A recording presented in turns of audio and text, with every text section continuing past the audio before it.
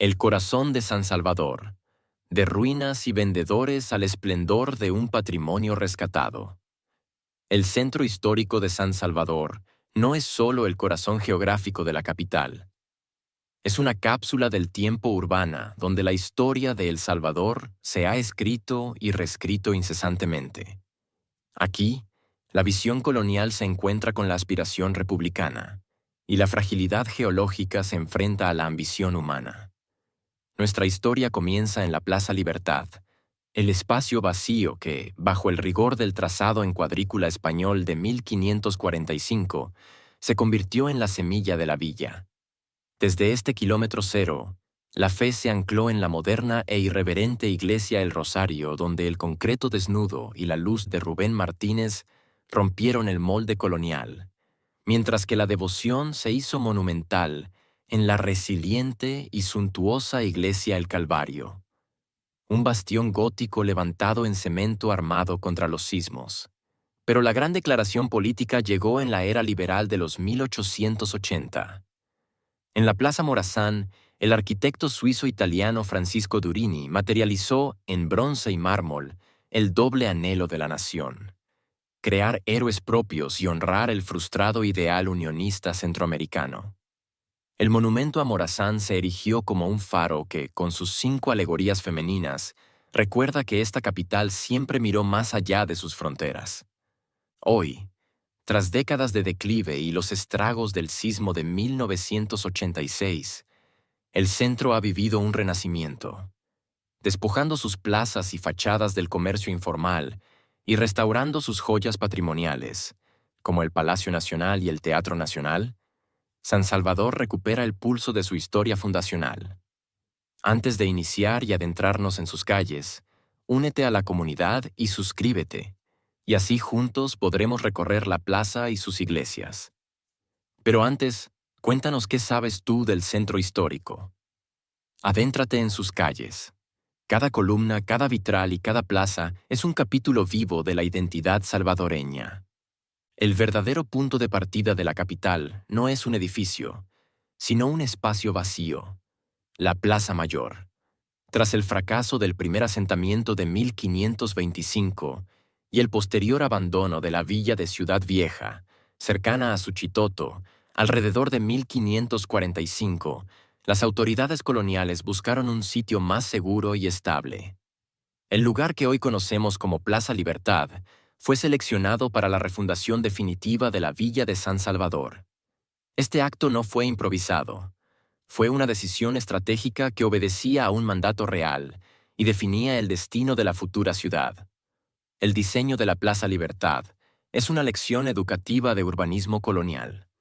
Al trazar la nueva villa, los españoles aplicaron estrictamente el modelo conocido como trazado en cuadrícula o damero. La plaza se convierte en el corazón y la matriz de la ciudad. Desde sus costados, las calles se extienden en ángulos rectos, creando un diseño ordenado y geométrico.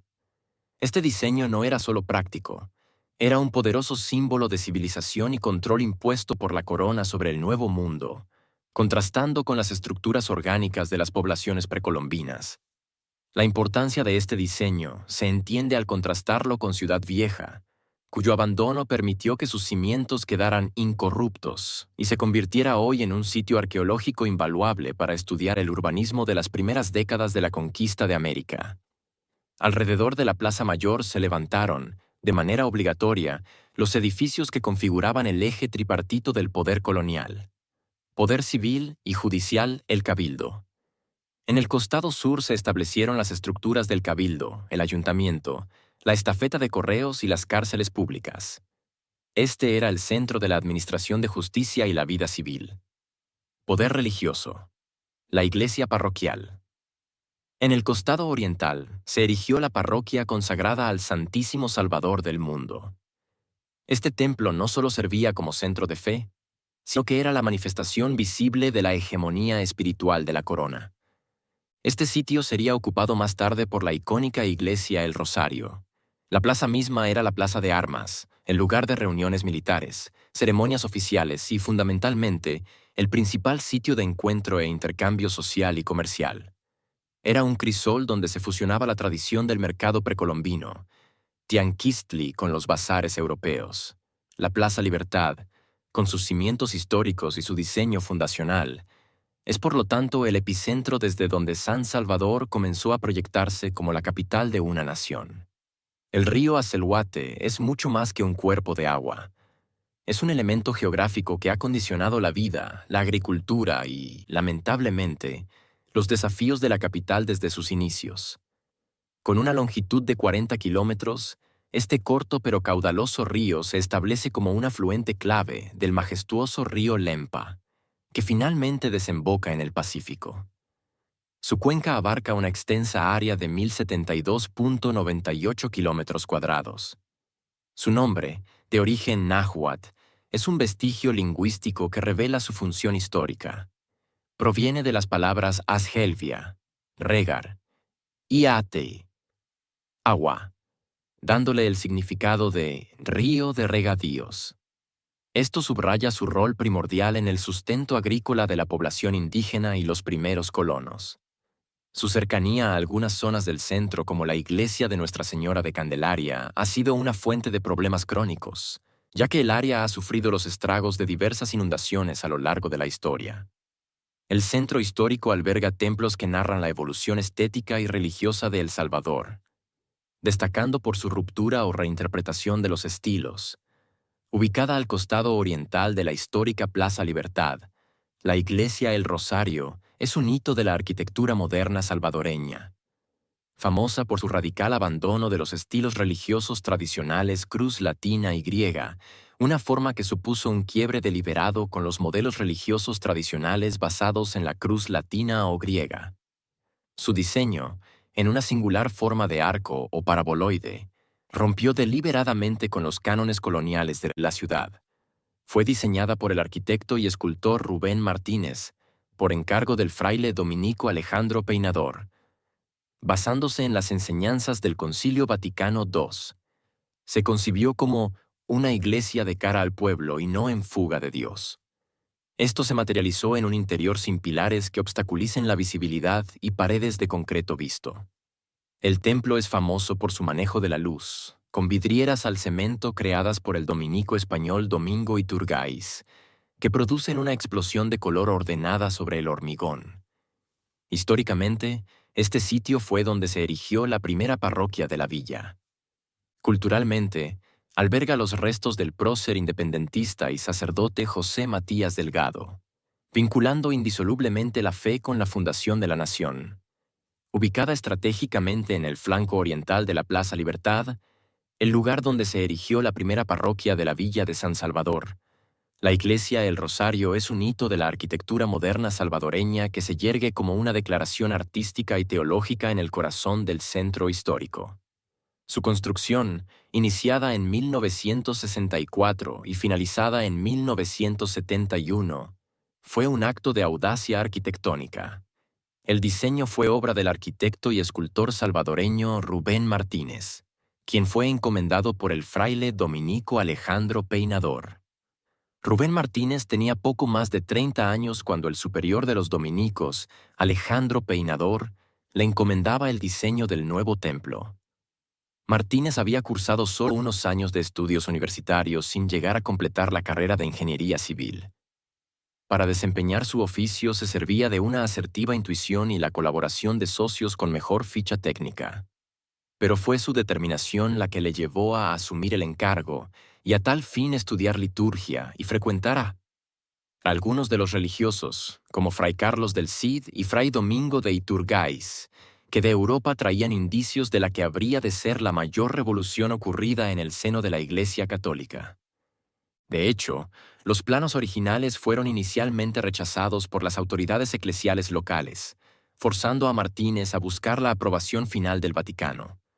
La estructura está hecha de concreto visto, hormigón desnudo, un material que, lejos de ser mero utilitarismo, se convierte en la base sobria sobre la que se proyecta la luz y el color, destacando una estética de honestidad material y sencillez. El diseño del templo tiene profundas raíces educativas y teológicas, inspiradas directamente por las reformas del Concilio Vaticano II. 1962 a 1965. Martínez concibió el Rosario como una iglesia de cara al pueblo y no en fuga de Dios.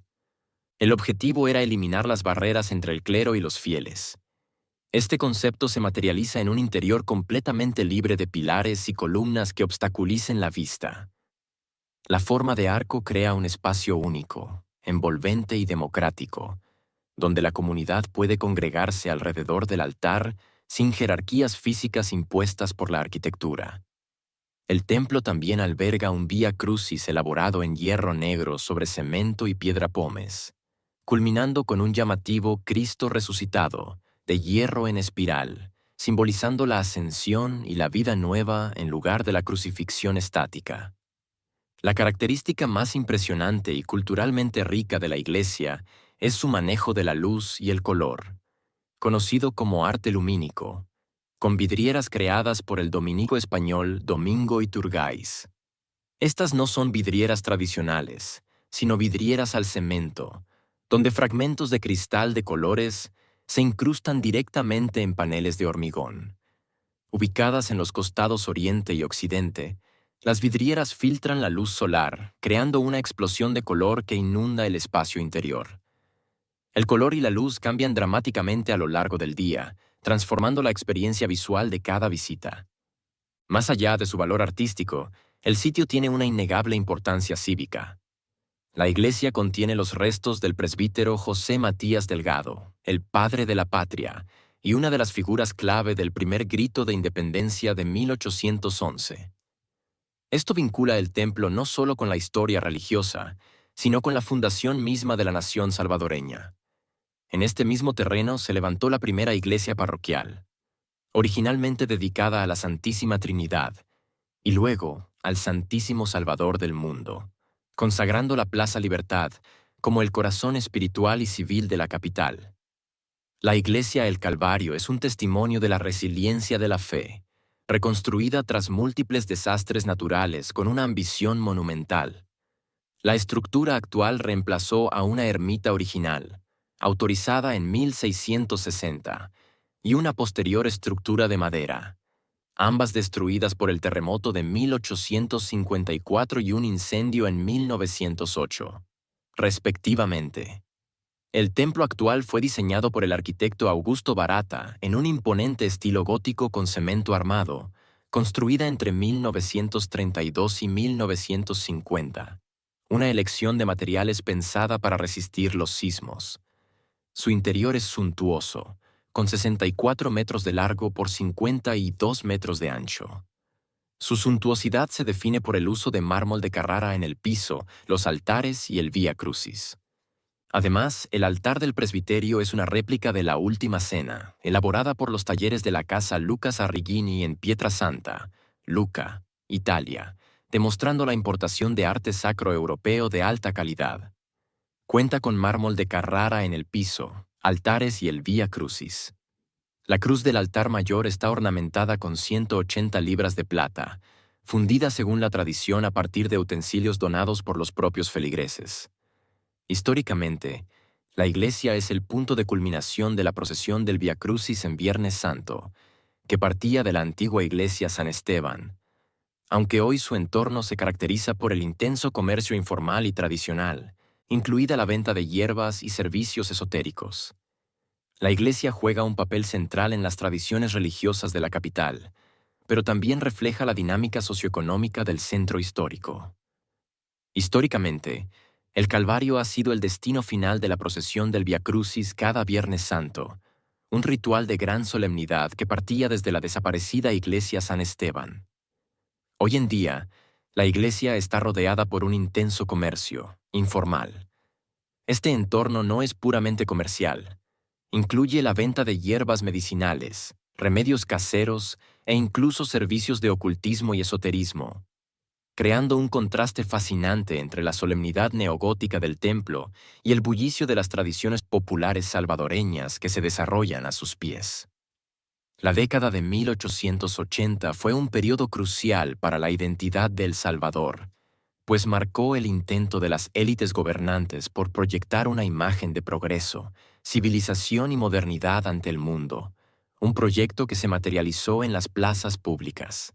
En 1880, el presidente Rafael Saldívar impulsó un proyecto de modernización liberal que buscaba forjar una identidad nacional y un sentido de progreso. El arquitecto suizo-italiano Francisco Durini llegó a El Salvador en 1880 y se convirtió en el principal proveedor de arte monumental oficial. El monumento a Francisco Morazán, inaugurado en 1882 en la Plaza Morazán.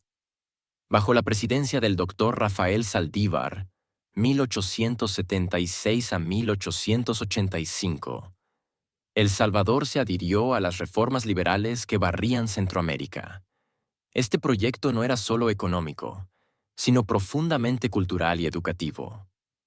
La meta era doble: alinearse con los ideales europeos y americanos de la época, crear héroes que sirvieran de modelo a las nuevas generaciones y cohesionaran a los salvadoreños bajo un sentimiento compartido.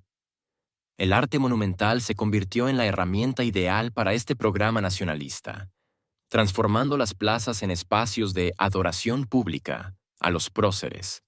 Esta ambición también estuvo fuertemente influenciada por la política del general guatemalteco Justo Rufino Barrios, quien buscaba forzar la unión política de Centroamérica, una idea que Saldívar abrazó. En medio de esta efervescencia, la figura del arquitecto y comerciante suizo-italiano Francisco Durini se volvió indispensable. Durini arribó al puerto de la Libertad en 1880, un momento propicio para sus negocios. Su empresa, que operaba con una red de artistas y talleres en Génova, Italia, se especializaba en la creación de obras en estilos como el historicista y el neoclásico. Durini se convirtió rápidamente en el principal proveedor de arte monumental oficial en la región. Su éxito se debió a su habilidad para ganar concursos públicos y a su capacidad de materializar los discursos nacionalistas de la época, ofreciendo a los gobiernos salvadoreño y hondureño la imagen de civilización que tanto anhelaban. El primer gran encargo de Durini, y la pieza más relevante de este periodo en la capital, fue el monumento a Francisco Morazán, inaugurado en 1882, en la plaza que hoy lleva su nombre. El monumento es una fascinante manifestación de la ambigüedad política de la época. El gobierno lo utilizó para legitimar su autoridad y crear un sentido de orgullo nacional, erigiendo el primer gran monumento conmemorativo en la capital. A pesar de ser hondureño, Morazán simbolizaba el unionismo centroamericano, un ideal que las élites salvadoreñas todavía añoraban. Su figura permitía al gobierno proyectar los valores de libertad, progreso y unión nacional que aspiraban a inculcar en la ciudadanía. El diseño del monumento, concebido por Durini y ejecutado con piezas de mármol de escultores romanos, es una lección de alegoría política. La figura de Morazán, ubicada en el punto más alto, representa la cabeza del movimiento unionista. El pedestal está adornado con 5 alegorías femeninas en mármol. Cada una representa a una de las 5 naciones que conformaron la extinta República Federal de Centroamérica: Guatemala, Honduras, El Salvador, Nicaragua y Costa Rica, simbolizando la esperanza persistente de reunificación. La inauguración fue una fiesta cívica que sirvió de vitrina internacional para Durini, y su éxito le abrió de inmediato las puertas del mercado hondureño para crear una serie similar de estatuas a sus héroes nacionales, consolidando a San Salvador como el punto de inicio de su imperio artístico en Centroamérica. El centro histórico de San Salvador, tras décadas de deterioro, abandono y el severo impacto del terremoto de 1986, se convirtió en un área caótica dominada por el comercio informal. El siglo XXI marcó un punto de inflexión con esfuerzos concertados para recuperar este valioso patrimonio nacional. El primer paso crucial para la recuperación fue dotar al área de un estatus legal y una estructura de gestión especial. La zona fue formalmente declarada Centro Histórico mediante el Decreto Legislativo número 680 en 2008. Este acto reconoció legalmente su valor histórico y cultural, estableciendo límites precisos. Posteriormente, La Secretaría de Cultura estableció diversas medidas de protección para el área. 2016. Actualmente, la zona goza de un carácter especial al ser corregulada por la Autoridad de Planificación del Centro Histórico de San Salvador y la Municipalidad. Esta doble estructura administrativa busca asegurar una planificación y gestión más eficiente y enfocada. El proyecto más ambicioso de transformación se impulsó durante la gestión de Nayib Bukele como alcalde de San Salvador, 2015 a 2018, con una inversión aproximada de 5,7 millones de dólares estadounidenses en el casco antiguo. La estrategia fue multifacética, combinando ordenamiento urbano, rehabilitación de espacios públicos y rescate patrimonial. El principal desafío cultural y social era la ocupación masiva de las calles y plazas por el comercio informal. Se llevó a cabo la reubicación de miles de vendedores ambulantes hacia espacios regulados y modernos, como el Mercado Cuscatlán y otras instalaciones municipales. Este proceso fue clave para devolver las aceras y calles al uso público. Se establecieron corredores peatonales y ciclovías para mejorar la accesibilidad y seguridad del área, fomentando un entorno más amigable para el residente y el turista. La recuperación del centro se centró en sus tres principales plazas, devolviéndole su esplendor cívico y artístico. Plaza Gerardo Barrios, 2017. El corazón cívico y tradicional. Plaza Libertad, 2018. El punto fundacional y simbólico. Plaza Francisco Morazán, 2018. El centro del ideal unionista y sede del monumento de Turini. La mejora no fue solo superficial, sino que abordó problemas estructurales y estéticos. Restauración de monumentos. Se firmaron convenios para la restauración integral y la iluminación arquitectónica de edificios icónicos, incluyendo el Palacio Nacional, la Catedral Metropolitana y el Teatro Nacional. Infraestructura invisible. Un componente vital fue la instalación de cableado subterráneo para eliminar la maraña de cables aéreos. Esto, además de embellecer la zona y proteger el patrimonio visual, mejoró la seguridad y la modernización de las redes de agua y telecomunicaciones. Estos esfuerzos buscaban no solo embellecer la ciudad, sino también dinamizar la economía local, enfocada ahora en el turismo cultural. Y, fundamentalmente, rescatar un valioso patrimonio cultural para El Salvador. El Centro Histórico de San Salvador se revela no como un conjunto estático de edificios antiguos, sino como un lienzo dinámico de la memoria nacional, forjado con la misma ambición y resiliencia que ha definido a El Salvador. Desde la Plaza Libertad de 1545, la ciudad invirtió su alma y sus escasos recursos en la creación de un patrimonio que proyectara progreso. Vimos cómo el mármol de Carrara, el bronce francés y el diseño de arquitectos europeos como Francisco Durini fueron importados con esfuerzo y visión para alzar monumentos a la fe, Iglesia El Calvario, y a la identidad, Monumento a Morazán. Este patrimonio material, levantado con materiales de calidad y la firma de arquitectos de renombre, es una lección tangible de nuestra historia económica, política y artística. Constituye la memoria física de la nación y es irreemplazable. El centro nos obliga a reflexionar sobre la necesidad urgente de valorar y proteger este legado. El caso del Hospital Rosales es un eco doloroso de esta advertencia.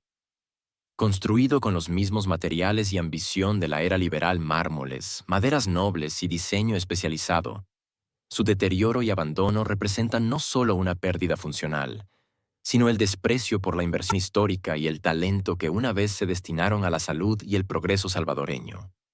Destruir estos edificios no es solo demoler paredes, es borrar capítulos enteros de nuestro pasado. El actual esfuerzo de revitalización demuestra que es posible recuperar el pulso de la historia cuando se prioriza la belleza y la función cívica sobre el desorden y el abandono. La herencia del centro histórico es un testimonio de lo que el país pudo ser y de lo que aún puede recuperar. Si el patrimonio es la memoria física de una nación, ¿qué capítulo de la historia salvadoreña debemos asegurarnos de que el centro histórico nunca olvide ¿Y qué podemos hacer hoy, como ciudadanos, para asegurar que el legado de mármol y bronce de nuestros antepasados perdure por 100 años más?